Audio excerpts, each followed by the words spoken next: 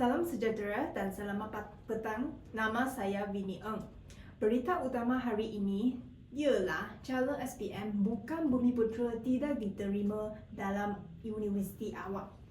Keputusan SPM 2023 telah diumumkan pada 27 Mei dan dalam kalangan calon ini terdapat 11,713 calon dari 373,525 calon memperoleh keputusan yang cemerlang.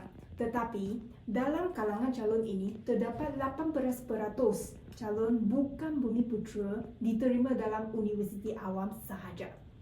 Disebabkan sistem kuota ini, murid dalam golongan minoriti telah menyuarakan suara tentang layanan yang tidak adil. Seorang pelajar bukan Bumiputera telah ditolak dari program matrikulasi. Walaupun murid ini telah dapat keputusan yang baik dalam SPM, dia masih ditolak kerana ketidakadilan pendidikan yang wujud dalam sistem ini. Walaupun pelajar ini telah ditolak oleh institusi pendidikan kita, dia tidak berputus asas dan cuba memohon ke universiti luar negara. Akhirnya, dia telah diterima oleh kolej elit seperti Harvard University dan UCLA. Selamat pagi, nama saya Aisyah. Saya dari Buletin TV3. Saya ingin menemui dua tentang sistem kuota sistem pendidikan kita. Sebelum itu, bolehkah anda memperkenalkan diri? Hai, nama saya Adam. Saya merupakan seorang pelajar akhir tahun di Universiti Dallas. Bolehkah anda berkongsi pandangan anda tentang sistem kuota di Malaysia? Pada pandangan saya, sistem ini memang tidak adil, terutamanya terhadap mereka yang bukan seorang Bumiputera. Sebagai contoh, murid-murid yang bukan Bumiputera harus belajar secara bersungguh-sungguh dan juga bekerja keras untuk mendapat pencapaian dalam aktiviti luar akademik, tetapi masih tidak dapat diterima oleh universiti tempatan. Bagi murid-murid Bumiputera pula, walaupun terdapat mereka yang murid cemerlang, terdapat juga mereka yang mendapat keputusan yang hanya sederhana dan juga tidak mempunyai pencapaian dalam aktiviti luar akademik, tetapi masih diterima oleh universiti tempatan ini.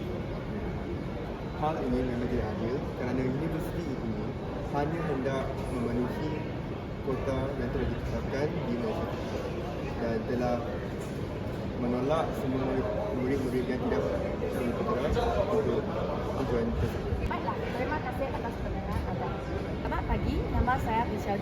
Saya dari Buletin TV3. Saya akan tanya tentang anda kuota sistem dalam sistem pendidikan kita. Sebelum itu, bolehkah anda memperkenalkan diri dulu? Okey, nama saya Lee Hui dan saya pelajar dari Taylor University. Saya sedang belajar dalam bidang bisnes. Boleh saya mendapatkan pendapat anda terhadap sistem kuota dan bagaimana perasaan anda mengenaikannya? Okey, saya telah mendapat keputusan yang baik dalam SPM tahun lepas. Saya telah memohon dalam beberapa universiti awam seperti UM dan UPM. Tapi akhirnya saya telah mendapat surat penolakan dalam universiti ini. Saya telah membuat rayuan kepada universiti ini, tapi akhirnya saya masih tidak dapat memasuki universiti. Dan akhirnya saya telah memohon dalam universiti swasta, iaitu Universiti Taylor. Oh, apakah yang menyebabkan anda memilih untuk memohon ke universiti awam berbanding dengan universiti swasta?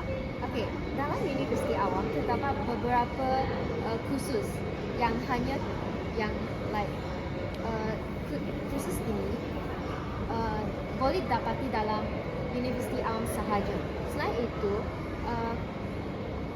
biaran dalam universiti awam juga lebih murah berbanding dengan biaran universiti swasta.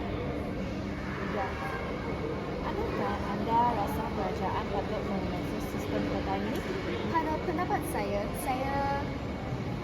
harap kerajaan akan mempertimbangkan sistem kuota ini kerana ia akan menghalang murid yang bukan Bumiputera untuk mendapatkan peluang untuk belajar khusus yang istimewa, yang khusus yang hanya terdapat dalam Universiti Awam.